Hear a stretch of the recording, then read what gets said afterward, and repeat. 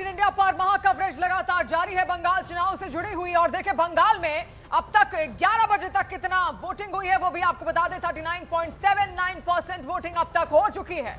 तो बंगाल में मतदान के लिए काफी ज्यादा वोटर्स का जोश हाई नजर आ रहा है और अब तक 11 बजे का जो आंकड़ा सामने आया है, वोटिंग परसेंटेज जो सामने आया वो 39.79% मतदान 11 बजे तक हो चुका है। फेज 1 की बात करें यानी कि पहले चरण में जो मतदान हुआ था उसमें 93% मतदान का जो वोटिंग परसेंटेज है वो सामने आया था। और अब आज दूसरे चरण का मतदान जिसमें 142 सीटों पर वोटिंग जारी है उसमें 39.79% वोटिंग परसेंटेज निकलकर अब तक सामने आया है, यानी कि अभी भी जोश हाई है। और बंगाल में, पश्चिम बंगाल में आज मौसम में थोड़ा बदलाव देखा जा रहा है लेकिन उसके बावजूद भी वोटर्स का जोश उतना ही हाई 11 बजे तक 39.79% मतदान देखने को मिला है।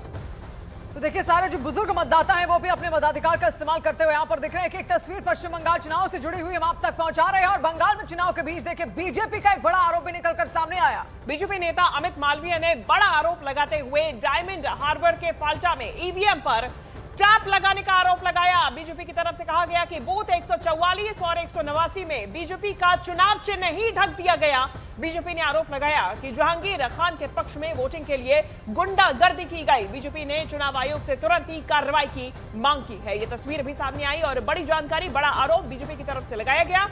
चुनावों के बीच में दूसरे चरण का मतदान आज जारी है और इस बीच बीजेपी नेता अमित मालवीय ने यह बड़ा आरोप लगाया। डायमंड हार्बर के फाल्टा में ईवीएम पर टेप लगाने का आरोप लगाया गया है। देखिए एक महत्वपूर्ण सीट है डायमंड हार्बर सीट और ऐसे में कहा जाता है कि कोलकाता की सत्ता अगर हासिल करनी है तो डायमंड हार्बर पर अपना कब्जा यहां पर बेहद जरूरी है। लेकिन उससे पहले जहांगीर खान जो वहां से उम्मीदवार भी हैं फाल्टा से, वो भी लगातार चर्चा में यहां पर आए थे। और अब ये तस्वीर आप यहां पर देखिए कैसे जो चुनाव चिन्ह है, जो बीजेपी का जो चुनाव चिन्ह है उसके ऊपर टेप यहां पर लगा दिया गया है। और उसके बाद शायद चुनाव आयोग तुरंत यहां पर सक्रिय हुआ है और अब इसको भी यहां पर सुधारा जा रहा है और उसी को लेकर हंगामा होता हुआ वहां पर दिखा भी। बीजेपी का ये बूथ नंबर 144 था जहां पर बीजेपी का जो चुनाव चिन्ह है उसको ढक दिया गया। इसके आरोप यहां पर बीजेपी की ओर से लगाए जा रहे हैं। जहांगीर खान के पक्ष में वोटिंग के लिए गुंडागर्दी का आरोप भी है और बीजेपी ने चुनाव आयोग से तुरंत इसकी शिकायत भी की और कार्रवाई की मांग की गई है। अमित पांडे हमारे साथ जुड़ रहे हैं। अमित, और क्या डिटेल्स अभी फिलहाल मिल पा रही है?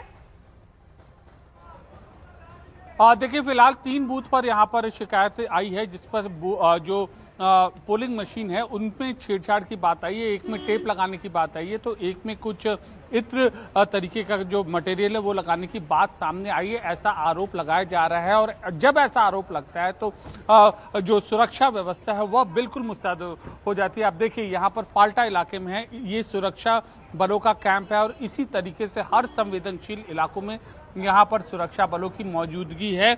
और तीनों शिकायत आने के बाद एकाएक हम पश्चिम बंगाल डायमंड हार्बर फाल्टा इलाके में हम सुरक्षा बलों की जो गतिविधियां हैं और ज़्यादा बड़ी हुई तेज हम यहाँ पर देख सकते हैं। और अब से थोड़ी देर पहले डीजी सीआरपीएफ और चर्चित आईपीएस अधिकारी अजय पाल शर्मा, जिनको कि यहाँ पर इलेक्शन ऑब्जर्वर नियुक्त किया गया है, उनके बीच में अहम बैठक हुई थी। और उसके बाद अभी इस वक्त अजय पाल शर्मा इन तीनों शिकायतों के मिलने के बाद यहाँ पर मौजूद हैं, अंदर मौजूद हैं और आला अधिकारी मौजूद हैं। सुरक्षा व्यवस्था अपने उच्चतम स्तर पर है। हालांकि ये आधिकारिक रूप से स्पष्ट नहीं हो पाया लेकिन हम अतिरिक्त सुरक्षा बलों की मौजूदगी कम से कम 3 से 4 बसों के जो अर्धसैनिक बल सीएपीएफ के जो बलों की मौजूदगी यहाँ पर फाल्टा इलाके में हमने देखा है आज सुबह पिछले 1 घंटे में जब से यह तीनों शिकायतें यहाँ पर सामने आई हैं। तो जैसे जैसे शिकायतें आ रही हैं लेकिन तुरंत जो यहाँ पर क्योंकि मॉक ड्रिल प्रॉपर तरीके से होती है चुनाव के ठीक पहले जब वोटिंग शुरू यहाँ पर होती है और सब कुछ देखा जाता है, जांचा जाता है, परखा जाता है, लेकिन पता चल पाया कि आखिर किसने किया? क्या कोई अंदर घुसकर कोई ऐसा चेहरा ही था जो मतदान करने वहां पर आया हो, उसकी ओर से वो टेप लगा दिया गया? टेप किसने लगाया? देखिए फिलहाल अभी जो इस टेप लगाने के जो आरोप में अभी किसी की गिरफ्तारी की या किसी की हिरासत में लेने की सूचना सामने नहीं आई है। ये आरोप है जो लगाया गया है और जब आरोप लगता है ठीक है, आपको रोकना चाहेंगे अमित। दिलीप घोष हमारे साथ जुड़ गए हैं। बड़ा आरोप लगाया गया है दिलीप जी, टेप लगाने का आरोप है अमित मालवीय की तरफ से लगाया गया है। अभी इसकी पुष्टि और जांच जारी है लेकिन टीएमसी पर इतना शक? नहीं, शक नहीं। अभी तक जो यहाँ पैटर्न चल रहा था चुनाव का ना, वो पूरा बदल गया है। इसी प्रकार से चलता था, लोगों को निकलने नहीं दिया जाता था, पोलिंग करने नहीं दिया जाता था। अब वो जो फर्जी वोट वो तो निकल गया, फर्जी मारने का जो वो बंद हो गया। अब जीतने का तो रास्ता बचा नहीं कुछ। इसी प्रकार कुछ ना कुछ करके जीतने का प्रयास कर रहे हैं। छोटा छोटा सब जगह पुलिस और सेंट्रल फोर्स जिस प्रकार कड़ाई से पेश आया तो उन लोग सारा रास्ता बंद हो गया। इसलिए आरोप प्रत्यारोप छोटा छोटा बीच में से चालाकी कर रहे हैं। मुझे लगता नहीं कि इससे कुछ फायदा होगा। लोगों ने मौत बना लिया परिवर्तन। फाल्टा की एक बहुत महत्वपूर्ण सीट है और यहाँ पर अगर ऐसा कोई घटनाक्रम सामने आता है, बीजेपी को कितना नुकसान? क्योंकि आरोप तो बीजेपी लगा रही है कि टीएमसी के कार्यकर्ता बूथ में घुस गए, बूथ के अंदर बैठे हुए हैं, लेकिन इन आरोपों में सच्चाई तो चुनाव आयोग ही बताएगा। नहीं, आरोप को लगाने से तुरंत कार्रवाई भी हो रही है। सेंट्रल फोर्स है, ऑफिसर हैं, वो देखेंगे। जहाँ भी कुछ नजर में आता करना क्या बोले कंप्लेंट करना चाहिए, उसका निराकरण भी हो रही है। वोट से जीतते हैं और वहाँ की जो एमपी भतीजा हमारे दीदी की, तो उसका परिस्थिति आप समझ ही रहे हैं। एक तरफा होता था, कोई चुनाव होता नहीं था। वो बंद करना एकदम बड़ा मुश्किल है, लेकिन फिर भी मुझे लगता है कि पोलिंग ठीक ठाक होगी। दिलीप जी, अब किस तरीके से शिकायत यहाँ पर की गई है चुनाव आयोग? क्योंकि अब अगर वहां पर टेप अगर लगा हुआ था तो कई सारे मतदाता तो अंदर गए भी होंगे, उनको समझ ही नहीं आया होगा, तो क्या कार्रवाई की मांग की गई है? हाँ बिल्कुल, वोट कहाँ डालेंगे, कमल छाप कहाँ है, तभी तो कंप्लेन होता है। एक आध जगह ऐसा होगा और मुझे लगता है उसका तुरंत समाधान भी हो जाएगा। लेकिन आपको लगता है कि इससे बीजेपी को नुकसान? बड़ा बड़ा नुकसान तो हो ही सकता है। कई जगह लोग डर के कुछ बोलते भी नहीं, इतना डरे हुए। 5 साल पहले जो चुनाव हुआ पोस्टल बैलेट के कारण जो घर छोड़ के जाए वहां से लोग अभी भी बाहर हैं। कुछ लोग वोट देने आए, उनको एक प्रकार केस डाल करके अभी धमकी दिया जा रहा है, लेकिन मैक्सिमम लोग आगे वोटिंग करेंगे। बेशक यहाँ पर उम्मीद यही है दिलीप जी की ज्यादा से ज्यादा मतदाता आए, अपने घरों से बाहर निकलें और वोटिंग, अपने वोट के अधिकार का इस्तेमाल यहाँ पर करें। बहुत शुक्रिया हमारे साथ जुड़ने के लिए और तमाम डिटेल्स यहाँ पर रखने के लिए। और देखिए ये तस्वीर एक यहाँ पर हम दिखा रहे हैं पश्चिम बंगाल में सेकंड फेज के चुनाव इस वक्त 142 सीटों के लिए और पश्चिम बंगाल विधानसभा चुनाव में दूसरे चरण का ये पूरा मतदान है। इस बीच कई जिलों से बवाल की तस्वीरें भी सामने आई हैं।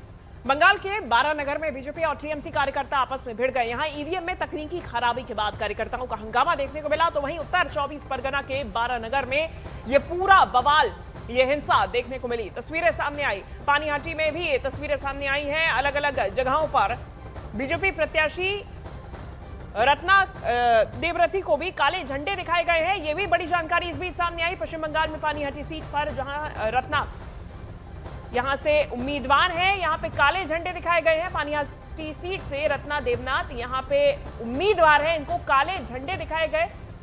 आरजी कर पीड़िता की मां है रत्ना देवनाथ और इनको काले झंडे दिखाए गए हैं। बीजेपी प्रत्याशी को काले झंडे दिखाए गए, यहां वो पहुंची हुई थी और पानीहाटी सीट पर यह तस्वीर सामने आई।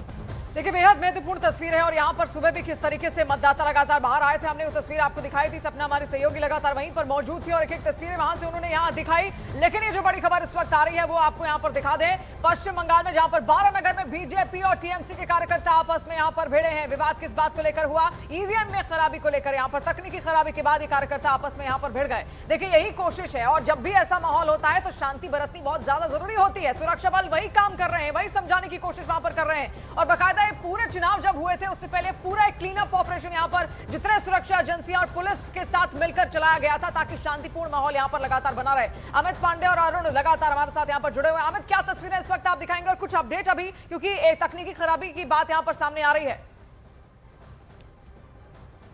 देखिए अपडेट यहाँ पर यही है, डायमंड हार्बर इलाके में पूरे रीजन में की सुरक्षा बलों की तादाद की उनकी